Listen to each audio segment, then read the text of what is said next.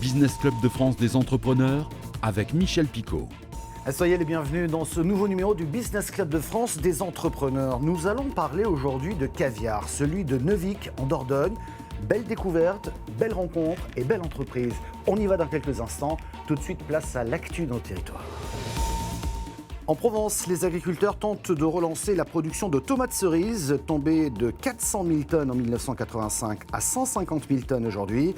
Voici donc le projet Tomate avec 2M, dont le but est de couvrir 25% de la demande en 2030 contre 10% aujourd'hui. Mais ils ne veulent pas reproduire le modèle espagnol. Concrètement, il s'agira d'îlots agricoles de 1000 à 1500 hectares répartis dans la Drôme, le Vaucluse, mais aussi les Bouches-du-Rhône pour produire ces tomates. Première récolte prévue en 2027. McCain, le géant mondial des frites surgelées, va investir plus de 350 millions d'euros entre 2024 et 2028 dans ses 3 sites de production en France. C'est sa plus grande usine dans le Pas-de-Calais qui bénéficiera de 300 millions d'euros d'investissement. McCain fabrique déjà 560 000 tonnes de frites par an en France, dont les 2 tiers pour la restauration hors domicile. Parallèlement, le géant mondial doit sécuriser davantage ses approvisionnements. Rien qu'en France, ses besoins s'élèvent à 1 million de tonnes de pommes de terre par an. Il a signé des contrats déjà avec 800 agriculteurs et cela ne devrait pas s'arrêter là.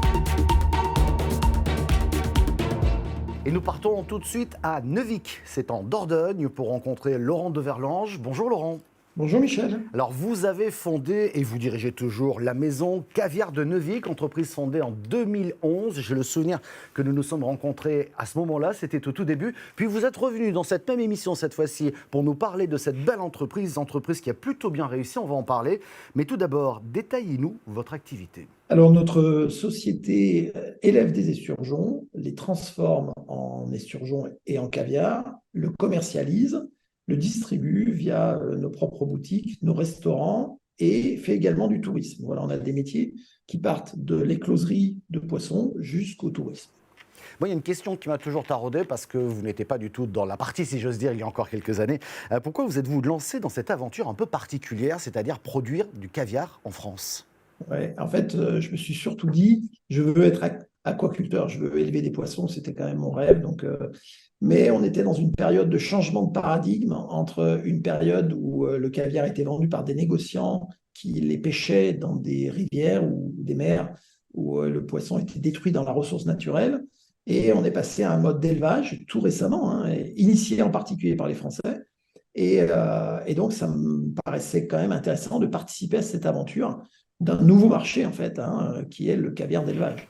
Alors effectivement, il y a la production de caviar, vous avez aussi lancé d'autres produits avec des poissons fumés, bien entendu. Vous avez développé une offre touristique autour du site, mais revenons à ce cœur de métier, le caviar. Est-ce que vous avez été impacté par la crise du Covid et aujourd'hui, vous avez récupéré une activité quasi normale ?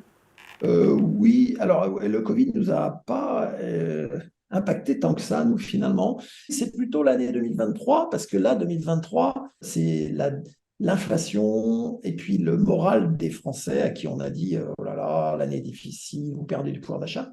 La plupart des gens qui, comme moi, distribuent des produits alimentaires de luxe ont été impactés, plus que par le Covid. Alors on comprend que ce marché est un petit peu complexe. D'ailleurs, je crois que vous regardez du côté des États-Unis pour pouvoir développer vos ventes. Mais j'ai presque envie de vous dire que vous avez compliqué, pour la bonne cause, votre quotidien dans l'entreprise en devenant une entreprise à mission, non ? Oui, on est entreprise à mission depuis 2021. On est également certifié bio depuis 2021 et on est certifié Bicorp depuis 2023. Mais ça va plus loin, car vous avez installé sur votre exploitation une toiture photovoltaïque. Concrètement, ce sont des panneaux solaires installés sur les bassins pour protéger les poissons du soleil et produire en même temps de l'électricité verte. Oui, c'est ça. En fait, on a voulu. Alors, à l'origine, encore une fois, le but était d'améliorer le bien vivre de nos poissons. Et des poissons sont sensibles à la lumière. C'est des poissons de fond, les esturgeons. Donc, moi, les mettre à l'ombre était pour moi une vraie préoccupation. Et un jour, j'ai réussi à me rendre compte que grâce au photovoltaïque, en faisant de l'agrivoltaïsme, c'est-à-dire en couvrant des zones d'activité agricole, c'est nos bassins, ça permettrait de me faire de l'ombre et que finalement, c'était finançable par la production électrique. J'ai trouvé que c'était un bon exemple d'opération gagnante-gagnante. Tu vois, le but, à l'origine, c'est de donner du bien-être aux poissons. Et à la fin, c'est une opération où tout le monde est content. Nous, on a de l'ombre. Les opérateurs qui ont monté ce projet, y compris les crowdfunders, etc., ont retrouvé leur argent. L'État, qui a signé l'appel d'offres de la Creux à 7 centimes, revend l'énergie beaucoup plus chère aujourd'hui, donc il a gagné de l'argent aussi.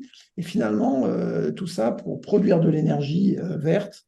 On en a profité pour mettre en place un projet d'autoconsommation, donc on produit aussi une partie de notre propre consommation. Bon, c'était un bon exemple de ce qu'on pouvait faire en essayant de s'investir pour l'environnement. Finalement, l'environnement nous le rend bien.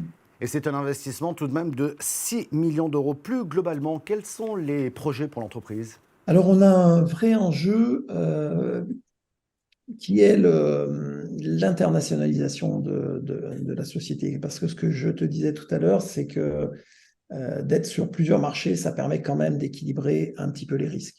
Alors là, le marché français, par chance pour nous, depuis que nous sommes français, c'est un marché important pour le caviar. C'est le gros marché en Europe du caviar. Mais aujourd'hui, le marché du caviar se développe plus vite en termes de croissance, de vitesse de croissance dans les marchés moins développés en caviar, comme la France. Et c'est là où on n'est pas assez présent. Donc ça, c'est un vrai enjeu pour nous. Un deuxième enjeu, c'est encore toujours de recentrer tout sur Neuvic. Neuvic, c'est le siège, c'est le domaine, c'est là où on transforme, on élève les poissons. Et donc, on continue d'y travailler. On a encore aménagé une nouvelle terrasse, on a ouvert un restaurant sur place. Et là, c'est de continuer ce travail inlassablement, de faire venir un maximum de visiteurs pour découvrir, tout en dégustant d'ailleurs, puisqu'il n'y a pas de visite sans dégustation de caviar, mais toujours accessible, que les gens viennent découvrir le caviar, parce qu'il faut qu'on évangélise un maximum de gens. Malgré tout, la croissance du marché français, elle est encore au tout début. Il y a beaucoup de gens qui n'ont jamais consommé de caviar. Et je leur conseille d'essayer, quelle que soit la marque, parce qu'ils verront que c'est bon et que ça permet de passer des très bons moments. Le troisième chantier, c'est peut-être aussi d'élargir notre gamme de produits, puisque on a des réseaux de distribution maintenant qui sont établis, soit les boutiques, soit sur Internet, soit nos commerciaux. Et il faut qu'ils puissent proposer à nos clients, qui sont par exemple un chef, des produits complémentaires, intéressants. Donc là, on est en train de sélectionner des produits. Il y a les produits que nous, on fait depuis des années, par exemple l'esturgeon fumé qu'on fume au domaine. C'est normal, c'est un produit complémentaire. On fait plus d'esturgeon que de caviar d'ailleurs chez nous, donc heureusement qu'on le vend. Mais c'est aussi des taramas au caviar. C'est aussi, là par exemple, cette année, on prépare avec un partenaire la vente de longes de bonite séchées, donc un produit très segmentant. Ce n'est pas un produit que tout le monde consomme, mais que beaucoup de chefs apprécient pour faire des petites écailles qu'on appelle les katsubushi. Donc ça, on travaille avec le seul producteur français de ce produit-là pour le distribuer sur la France. On discute aussi beaucoup, mais je pense qu'on va bien avancer avec une ferme bio qui élève des algues pour leur dire, utilisons nos réseaux pour vendre vos algues dans le marché français. Enfin voilà, donc l'idée, c'est quand même d'élargir un petit peu la proposition de notre maison, puisqu'on devient finalement une maison, et aussi de diversifier les marchés à l'international. Voilà les enjeux. Merci beaucoup, Laurent Deverlange, de nous avoir parlé du caviar de Neuvic. Et c'est vrai que c'est bon, le caviar.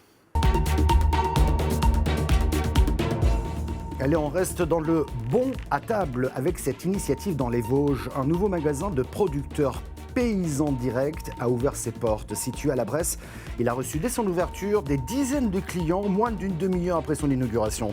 Un projet à 180 000 €. Ils sont une quarantaine de producteurs vosgiens et alsaciens à alimenter ce magasin. Un reportage de Vosges TV. C'était ce jeudi matin, un petit quart d'heure à peine après l'ouverture officielle de ce nouveau magasin de producteurs. Oui, à découvrir, voilà. Qu'est-ce que vous recherchez dans un magasin de producteurs ? C'est surtout René qui cherche des choses. Alors voilà, les producteurs locaux, surtout.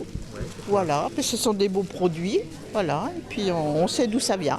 C'est route de Cornimont à la Bresse, dans les murs d'un ancien supermarché, ça c'est pour le clin d'œil, que le projet a pris corps, né de la volonté commune d'une douzaine de producteurs locaux. C'est parti d'après Covid où les gens venaient dans toutes nos fermes pour faire leurs provisions et ils nous ont dit ça serait bien que vous fassiez un magasin de producteurs. Donc on a pris le coche et on a démarré le projet, mais ça a mis du temps, ça a mis 3 ans avant d'aboutir à ce qu'on vit aujourd'hui.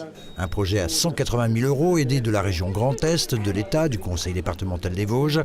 Ils sont désormais une quarantaine de producteurs à avoir rejoint l'aventure et à alimenter ce magasin de leurs différents produits. Ça représente en références de produits entre 7 et 800 références de produits. La plupart vosgiens. La plupart vosgiens, on a 3-4 producteurs sur l'Alsace, voilà, pour du vin, des fruits, puisqu'on n'avait pas dans le secteur, mais on reste dans un secteur de 50 km autour du magasin. Mais alors, comment les clients faisaient-ils avant ? Je me déplaçais dans les fermes, ou alors j'allais au marché de Thiéfosse. Et du coup, là, tout est rassemblé au même endroit, ce qui fait gagner énormément de temps sur la semaine, quoi. Drive fermier, marché paysan n'ont cessé de se développer en France depuis la crise Covid. Dans les Vosges, on compte désormais une demi-douzaine de ces magasins de producteurs qui ont le vent en poupe. C'est quelque chose en pleine évolution et nous on en voulait un aussi sur le secteur du Massif parce qu'ils étaient loin du magasin le plus proche est à Remiremont. Oh, c'est une très belle initiative, je trouve. On est belges en fait et chez nous aussi il y a comme ça des petites coopératives qui s'ouvrent comme ça et c'est très bien. C'est très très bien, c'est des produits locaux donc voilà. Manger mieux, local, en connaissant la provenance des produits, voilà ce que demande aujourd'hui le client de ce genre de structure. Mais quel est l'intérêt du producteur dans tout cela ? Il n'y a pas d'intermédiaire, donc le produit il est vraiment vendu au juste prix. Ce qui est vendu, c'est vraiment pour le producteur. Mieux valoriser la viande, par exemple les bas morceaux, les invendus. En faisant de la transformation, je pense que ce sera mieux valorisé qu'en colis. Mais car il y a toujours un mais. C'est plus de visibilité. Après, ce qui m'embête un peu, c'est que c'est grâce aux clients qui m'achetaient des colis que l'affaire tourne. Donc à un moment, il va falloir faire un choix. Moi, j'aime encore bien que les gens viennent directement à la ferme. Il y a à côté, on va voir les petits veaux, les gens viennent avec leur famille, les enfants, ils viennent voir les veaux, les vaches, les chats. Puis ils repartent avec un sac de pommes de terre, avec de la viande. Des contacts privilégiés avec le grand public à préserver, donc c'est l'une des raisons pour laquelle ce magasin n'ouvrira que 3 jours par semaine, les jeudis, vendredis et samedis. La douzaine de permanents se relaiera d'ailleurs pour ne pas compromettre l'activité de chacun. Merci beaucoup de votre fidélité au Business Club de France des entrepreneurs, une émission que vous pouvez revivre et regarder en vidéo replay sur le site internet de votre télévision locale. Nous sommes également disponibles en podcast audio sur toutes les bonnes plateformes. Merci aux radios qui nous diffusent chaque semaine. Je vous retrouve la semaine prochaine.